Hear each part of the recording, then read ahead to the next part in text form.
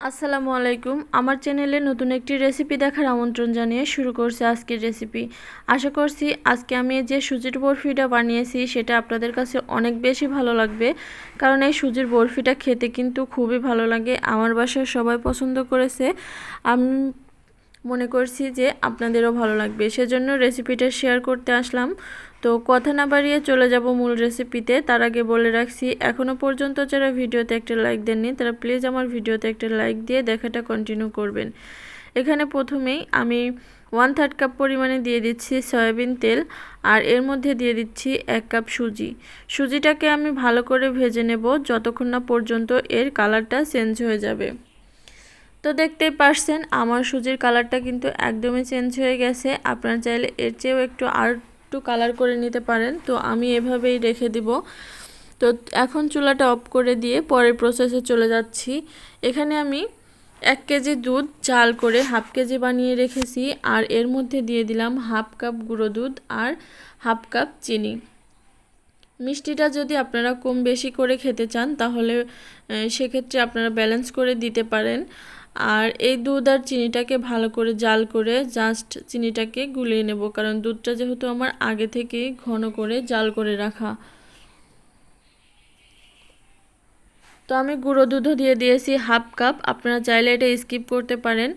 এখন দিয়ে দিচ্ছি সুজি, সেই আগে থেকে যে সুজিটা ভেজে রেখেছিলাম সেই সুজিটা এখানে দিয়ে দিচ্ছি।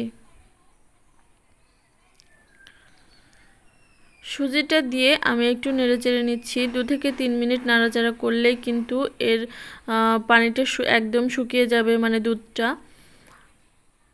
আর অনবরত কিন্তু নাড়তে থাকতে হবে, না হলে নিচটাতে কিন্তু পোড়া লেগে যাবে, আর পোড়া লেগে গেলে খেতে কিন্তু একদমই ভালো লাগবে না। তো আমি এই পর্যায়ে চুলাটা অফ করে দিচ্ছি, কারণ এই সুজিটা যখন ঠান্ডা হয়ে যাবে তখন অনেকটাই শক্ত হয়ে যাবে। আমি এখন সুজিটা নামিয়ে নেব।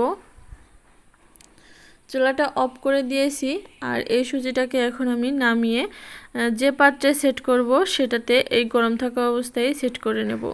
তো আমি এরকম একটা ট্রে নিয়েছি চারকোনা, আপনারা বাড়িতে থাকা যে কোনো কিছুতেই এটা সেট করে নিতে পারেন। সমান কোনো প্লেট বা ট্রে যে কোনো কিছুতেই এটা সেট করে নিতে পারবেন। তো এভাবে স্প্যাচুলা দিয়ে ভালো করে চেপে চেপে আমি সুজিটাকে সেট করে নিচ্ছি। এই সুজিটা সেট করার সময় কিন্তু আপনাদের ট্রেতে কোনো রকম তেল মাখিয়ে নিতে হবে না, এমনিতেই খুব সহজে উঠে যাবে। তো এরকম করে আমি খুব ভালো করে চেপে চেপে সেট করে দিয়েছি, আর এখন অপেক্ষা করব একেবারে ঠান্ডা হয়ে যাওয়া পর্যন্ত। যখন একেবারে ঠান্ডা হয়ে যাবে তখনই আমি এটা মোল্ড আউট করে নেব। তো দেখতে পারছেন আমার সুজিটা একদম ঠান্ডা হয়ে গেছে, আর কালারটাও অনেকটা চেঞ্জ হয়ে গেছে, আর এটা খুবই শক্ত হয়েছে। তো এখন আমি এটাকে ইচ্ছে মতো কেটে নেব। আপনারা আপনাদের ইচ্ছে মতো ডিজাইন করে সুজিটাকে কেটে নিতে পারেন।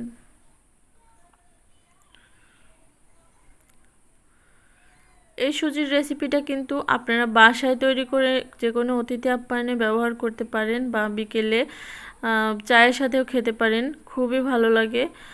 তো নর্মালি সুজি না রান্না করে প্রতিদিন একঘেয়েমি সুজি না রান্না করে কিন্তু এভাবে রান্না করে খেতে পারেন, এটা খুবই খেতে ভালো লাগে এই সুজির বরফিটা। আর এটা এখানে দুধটা যত বেশি বেশি হয় ততটাই কিন্তু খেতে বেশি ভালো লাগে। আপনারা চাইলে কিশমিশ বা বাদাম তারপর নারকেলও ব্যবহার করতে পারেন। আমি আজকে নর্মালি করে দেখিয়ে দিলাম, আর দেখতেই তো পারছেন সুজিটা কতটা পারফেক্ট হয়েছে। তো আজকের এই সুজির বরফিটা যদি আপনাদের কাছে ভালো লেগে থাকে অবশ্যই লাইক, কমেন্ট এবং বেশি বেশি করে শেয়ার করে দেবেন। আর আমার চ্যানেলটা সাবস্ক্রাইব করে পাশে থাকা বেল বাটনটা অন করে দেবেন, তাহলে পরবর্তীতে যখনই কোনো ভিডিও আপলোড করব নোটিফিকেশন আপনাদের কাছে পৌঁছে যাবে।